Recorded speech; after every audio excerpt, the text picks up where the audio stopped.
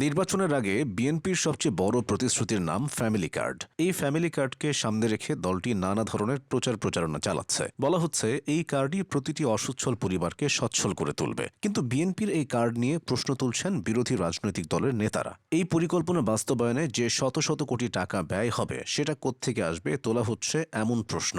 কিন্তু এই family card আসলে কি, বিস্তারিত জেনে নেওয়া যাক। বিএনপি আগামী দিনে দেশ গড়তে ৮টি অতি গুরুত্বপূর্ণ জনচাহিদার বিষয়ে পরিকল্পনা করে রেখেছে। এর মধ্যে রয়েছে ফ্যামিলি কার্ড পরিকল্পনা।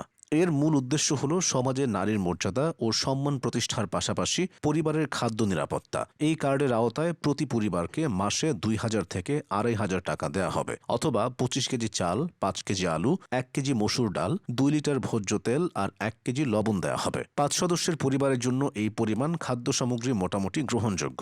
আর্থিক সক্ষমতা বাড়লে সেবাগ্রহীতার সংখ্যা ও সুবিধার পরিমাণ বাড়বে। সবচেয়ে গুরুত্বপূর্ণ বিষয়, এই কার্ডের প্রাপক হবেন পরিবারের নারী প্রধান বা গৃহকর্ত্রী। প্রশ্ন আসতে পারে, পুরুষ থাকতে নারী কেন? এর উত্তর দিয়েছেন স্বয়ং বিএনপি চেয়ারম্যান তারেক রহমান নিজে। নারীকে সম্মানিত করা ছাড়াও বাংলাদেশের অভিজ্ঞতা বলছে তারা সাধারণত মিতব্যয়ী, সঞ্চয়ী, প্রাপ্য সুবিধার সঠিক ব্যবহার করেন নারীরা। তারা সন্তানকে লেখাপড়া শেখাতে চান। ফলে ফ্যামিলি কার্ডের প্রাপক হিসেবে যথাযথ ব্যবহারের জন্য নারী সঠিক নির্বাচন। এটাও বলা যায় এই কার্ড নারীকে নিরাপত্তা দেবে। কথায় কথায় তাকে বিয়ে বিচ্ছেদ বা গৃহত্যাগের শিকার হতে হবে না। আরেকটা বড় প্রশ্ন হলো, এই কার্ড যারা পাবে কিভাবে তাদেরকে বাছাই করা হবে? মূলত পরিবারের উপার্জন, বাসস্থান, শিক্ষা, টয়লেটের ধরন, পানির সুবিধা বাছাই করা হবে এইসব প্রাথমিক তথ্যের ভিত্তিতে। আরও স্বচ্ছ করতে দ্বিতীয় ধাপে স্থানীয় শিক্ষক, ইমাম, সরকারি কর্মকর্তার উপস্থিতিতে গ্রামীণ সভায় সবার সামনে পরিবারগুলো নির্বাচিত হবে। তৃতীয় ধাপে মোবাইল অ্যাপে আবেদন করতে হবে, যাতে সহায়তার টাকা বা পণ্য পেতে কারো প্রতি নির্ভরশীল হতে না হয়।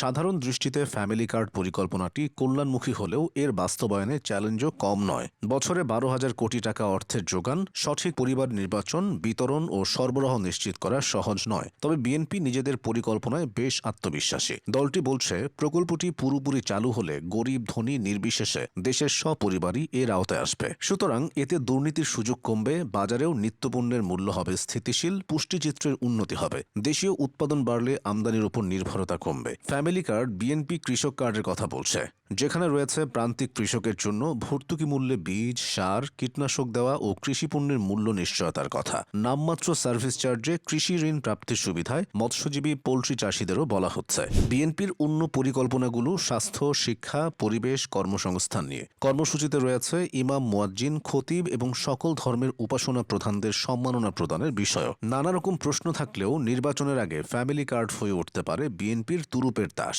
অতীতে পশ্চিমবঙ্গে সবুজ সাথী প্রকল্প ও গৃহশ্রী পোর্টালের মতো জনকল্যাণমুখী উদ্যোগ নিয়ে ভোটের রাজনীতিতে এগিয়ে গিয়েছিল তৃণমূল কংগ্রেসের মমতা বন্দ্যোপাধ্যায়। ফ্যামিলি কার্ড নিছক নির্বাচনী চমক না হলে বাংলাদেশে এর ইতিবাচক প্রভাব পড়তে পারে। বর্তমানে বাংলাদেশে প্রায় ২ কোটি মানুষ হতদরিদ্র, যার মধ্যে প্রায় ১ কোটি মানুষের সঠিকভাবে খাবার জোটে না। নিত্য প্রয়োজনীয় পণ্যমূল্য বৃদ্ধির শিকার প্রায় ৮৮% মানুষ, যাদের বেশিরভাগই মধ্যবিত্ত, নিম্ন মধ্যবিত্ত ও নিম্নবিত্ত শ্রেণীর। প্রতি ১০০ শিশুর ৩০ জনই পুষ্টিহীনতার শিকার। সঞ্চয়হীন, অপুষ্টির শিকার পরিবারগুলো বাধ্য হয়ে বাল্যবিয়ে, শিশুশ্রমের ওপর নির্ভরশীল। তাই ফ্যামিলি কার্ডের মতো যুগান্তকারী প্রকল্প সফল হতে হলে এর সুবিধা প্রকৃত সুবিধা বঞ্চিতদের কাছে পৌঁছাতে হবে। বিএনপি ও তারেক রহমানের সামনে চ্যালেঞ্জ এটাই, তাদেরকে কাজে প্রমাণ করতে হবে ফ্যামিলি কার্ড নিছক কথার কথা নয়।